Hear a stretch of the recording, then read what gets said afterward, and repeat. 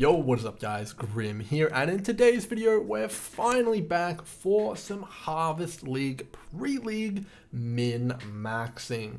So in this video I'm going to be taking you through what I feel are going to be the most important points to making massive currency in Harvest League, and let's get straight into it.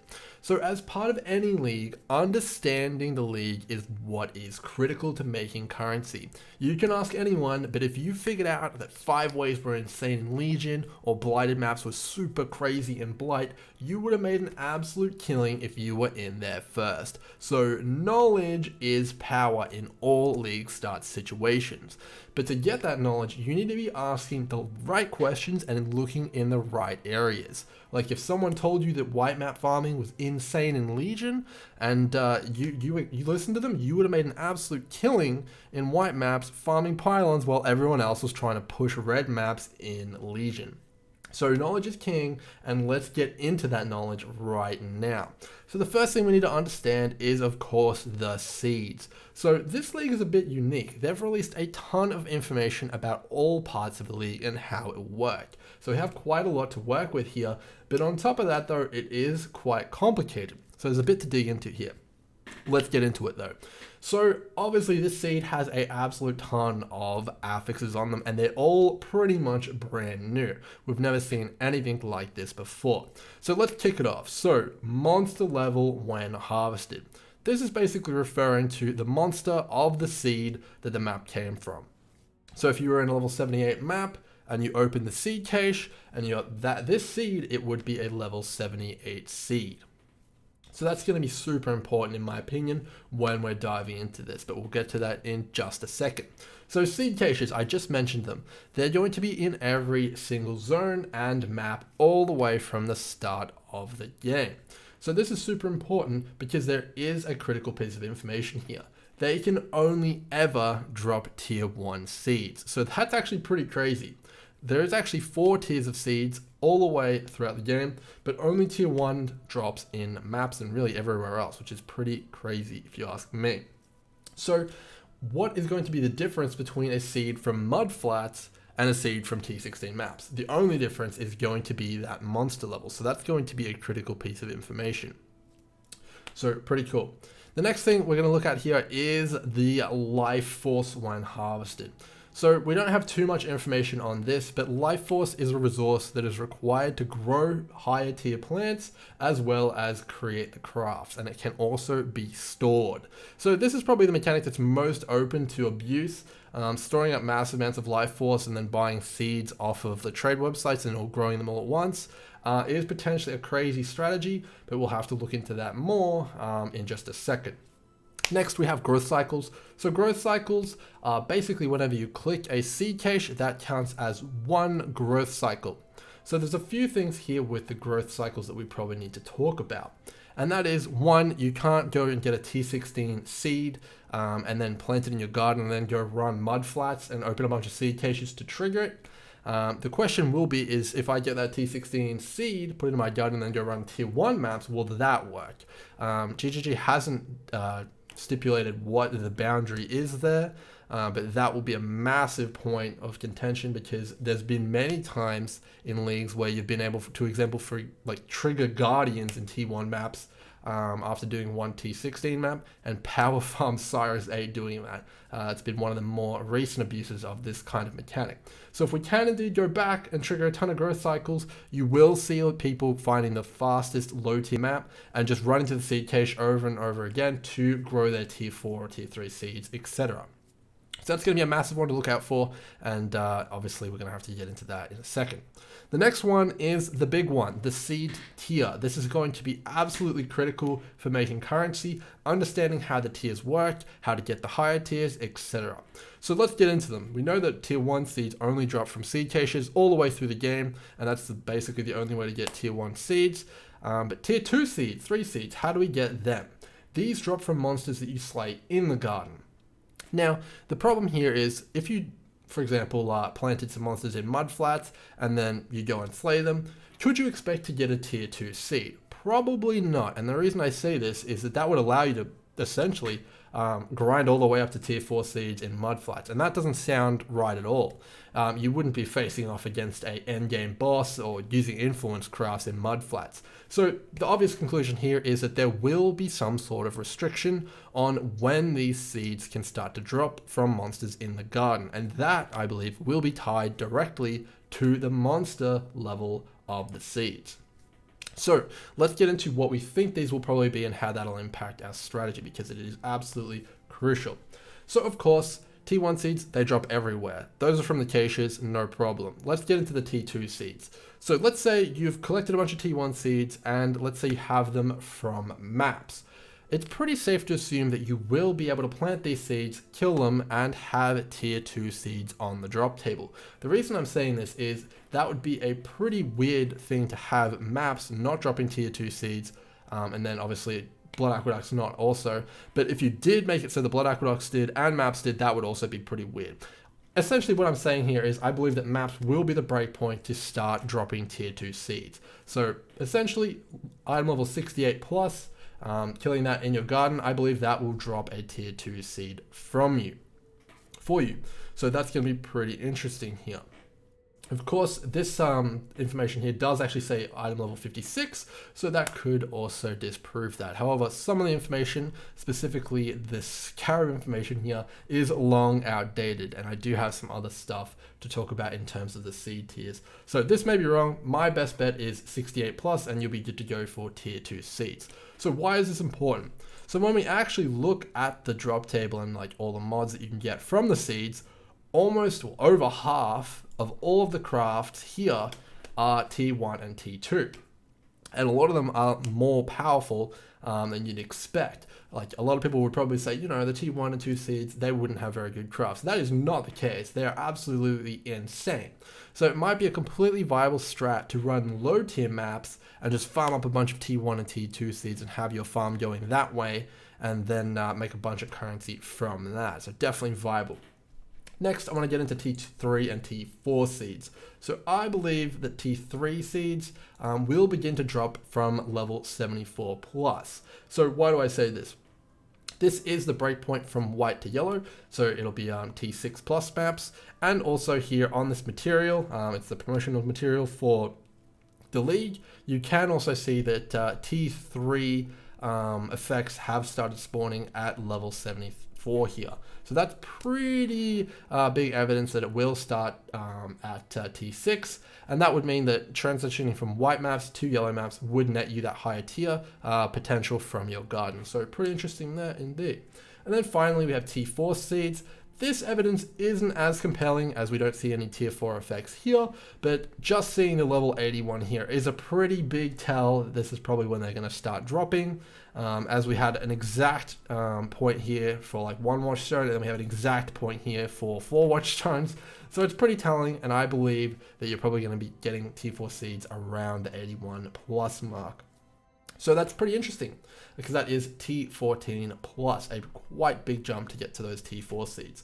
So if my assumption is correct, you'll have pretty much like complete access to all crafts just by running yellow maps. So that's actually really insane, and I am already thinking I'm going to try a yellow map strategy based on this information.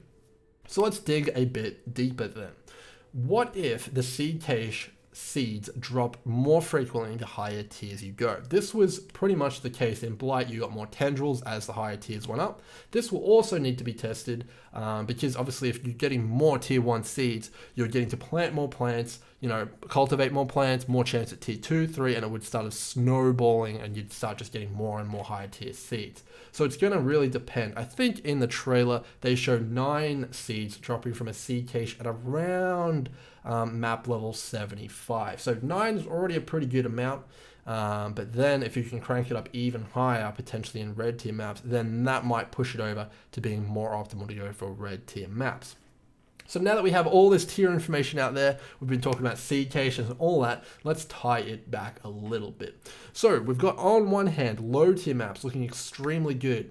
in the white maps, you could farm up a massive storm with tier 1 and tier 2 seeds, a lot of really, really good effects in tier 1 and 2, and you're going to be able to do those maps super fast. Stuff like Glacier is tier 1, and you might be able to really get insane amounts of currency that way.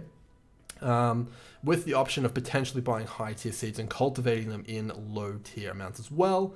And maybe you can also get massive amounts of life force and store that up in the harvest equipment. So definitely massive opportunity. On the other mid kind of range, we have the potential yellow tier strategy, opening up tier 3 seeds to you, which could be massively rewarding, as some of the tier 3 effects are pretty incredible. Indeed, like if you've got stuff like scarabs, upgrading the offerings, which could be quite exciting, and just in general, like a smorgasbord of cool stuff. So maybe you push it into the yellow zone if it does indeed offer those tier 3 seeds. And then finally, if you want to go for the T4 seeds, you can, of course, maybe advance into those 81 plus maps, being T14. But I will say I don't think this is probably going to be the most optimal option, as the actual like chain that you would need to go, you'd need to get T1 seeds, grow them into T2, have those drop T3, kill the T3, have those grow into T4. It's probably going to be pretty insanely hard to get these T4 seeds, in my opinion. So I think I'd probably err on the lower tier side and farm quicker. The only thing that I believe would sway me is if we're getting massive amounts more of seeds. Like in Delirium, you got massive amounts more of these splinters. Maybe the seeds will be the same way. Maybe you open a seed cache and you get like 20 of them or something like that. That would definitely be crazy. So we need to understand how common these seeds are and how the tiers are working. And that will basically tell you exactly what maps you should be farming, where and how. So definitely super duper interesting stuff there, and that is going to be a big part of pretty much everyone's strategy this league if you're focusing on the harvest mechanic. So that is number 1 there. That's a massive point. Number 2, we need to understand how this damn equipment works. So if we scroll down here, we see stuff like dispersers, condensers, collectors. I think obviously we've all seen the videos and we've all had a guess at how stuff works, but until we get in there, we really don't understand exactly how it works. So it's going to be well worth your time to get in there and practice and play around with setups. GG has outlined quite a few interesting rules concerning the seeds. And you may actually be able to just grow T4 seeds much easier than I think most people are expecting. But there is pretty strict requirements. Of course, you need 4 adjacent wild plants to grow this one, for example. What does adjacent mean? Does that mean right next to them? Can they be diagonal? Of course, it's on a grid, so if it can be in the diagonal spots, that frees up a lot of stuff. There's lots of questions to answer there as well. So that's going to be super interesting to answer all that. And getting in there and playing and understanding with that equipment and how to get the most equipment possible is going to be absolutely critical. So definitely pretty interesting there. The next thing I want to talk about is the seeds themselves here. So, of course, some of these are better than others. When you use a seed, you get a pool of modifiers listed on it. We'll bring up the thing here. So you can see this one is currencies, specialized currencies. So this is going to pull from a potential pool of mods of specialized currencies. So like stuff like this. Of course, each of these will be weighted. You're not going to have an equal chance to change 10 Chaos Orbs into an Exalt as, 10 Val Orbs for 20 Regrets. That's not going to happen. So what are the weightings on these? We need to test that because there are some particularly interesting ones which, if are common, will be extremely broken. And, I'll give an example here. I believe one of them is you're allowed to chance an item 10 times and it'll take the highest rarity one. That's probably one that could be pretty common, and if it is pretty common, and I believe it's on a T1 or T2 seed, suddenly chancing Headhunter or 6 linked items could be quite a profitable strategy if you're getting tons and tons of these low tier seeds. So stuff like that will be critical, and of course understanding if any of these like Tier 1 seeds are particularly rare, that will also be very important. So super interesting there, and we need to understand that as well. Hopefully with some of the data mining, we might be able to understand some of the weightings of this. So definitely pretty interesting. The next thing is obviously also going to be maps. They've completely shaken up the Atlas, and that is going to have a massive impact on min-maxing this league.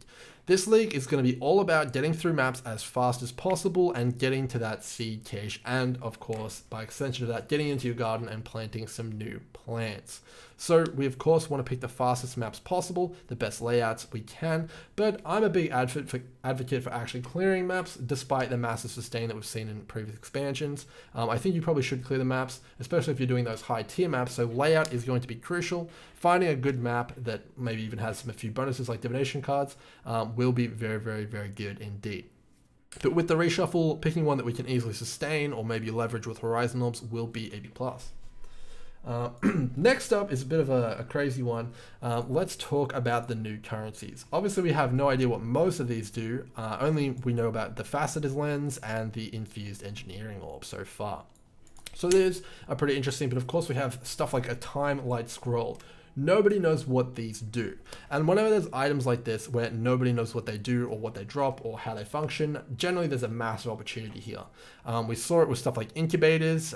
People were making tons of currency off them before anyone really knew about them. And if these turn out to be some sort of consumable or something like that that you can use, this is also going to be massive money. My gut feeling tells me they're going to be some sort of kind of like crafting thing. Obviously, it is a crafting league, but if you're into that, that may also be massive currency as well. So just something to look out for indeed. So next, I just want to kind of pick on a few of the things that I'm pretty excited about in terms of the actual crafts themselves. I am going to do a separate video right after this one on these and rank them all accordingly to what I think is going to be OP and what I would probably sell to other people in terms of seeds. But let's get into it. So there is one which puts a modifier on maps which makes sextants not be consumed. This is the most broken thing I've ever seen ever. I can't believe they would add something to this to the game. It's like completely broken, especially with watchstones and how they function in the game currently. So I believe this comes off a T2 or T3 seed, so it's pretty easily accessible, assuming the level restrictions we spoke about earlier are in place.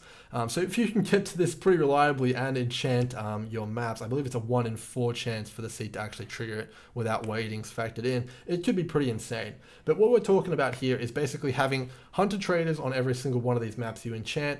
Probably the Nemesis modifier, you know, potentially Legion monoliths, like Gilded Ghosts, anything you want. Pick any 4 of the most overpowered sextants in the game, and you can have them permanently on any map that you craft with that affix. It's going to be completely insane. You can have the Monstrous Treasure Box modifier, all of it. It's insane. It's completely insane. This league really reminds me of Betrayal in the way that functions. They're just super juicing maps and the stuff you can do to them, which is pretty damn interesting in my opinion. So the next thing I want to talk about is the Scarab upgrade, splitting, multiplying, all that kind of stuff like that they've added in. Let's see if we can just quickly go to it. Yeah, so change it into another Scarab, split a Scarab, all this kind of stuff like that. It is, of course, on the T3, which is definitely higher, but it is still pretty interesting in my opinion. We also have, yep, there you can create one that's T3 as well. This particular one is interesting because it does offer a new tier 4 Scarab, which is very, very powerful indeed. We see this one down here. This is subject to change because they did change the name, but this offers 2 additional Legion encounters as opposed to 1, so it's twice as good as a Gilded Scarab, which is completely crazy because you're able to like further stack that along with the sextant modifier. You can get some pretty insane combos here, I'm sure. So any of the 4 best sextants, all of these Legion Scarabs and like Jeweled Scarabs or whatever you want to call them, Winged Scarabs, all on top of each other, we're going to see maps like we've never seen them before. It's completely crazy indeed. So very, very big potential there for upgrading and multiplying Scarabs with that one. So definitely super excited to try that. The next one I just want to quickly talk about is the exchange and currencies one. I believe it's pretty low tier, but with any of those exchange ones, I do believe if they're low tier and you can get enough of them quickly enough, you could be potentially making a lot of currency in lower tier maps if you're able to farm them quickly enough and kind of really min-max planting, killing, and getting all that stuff done. So it's looking like it's shaping up to be a pretty insane league in terms of min-maxing. And the person who figures this out soonest is going to be absolutely loaded with exalts, which is the exciting part. It's a race for knowledge, and I'm going to be updating you guys every step of the way on YouTube, of course. Sorry if this was a bit long, but I've just been super hyped about this league, and it's been a while since I made a video. So hopefully you guys enjoyed, and I'll see you guys in the next one. Cheers.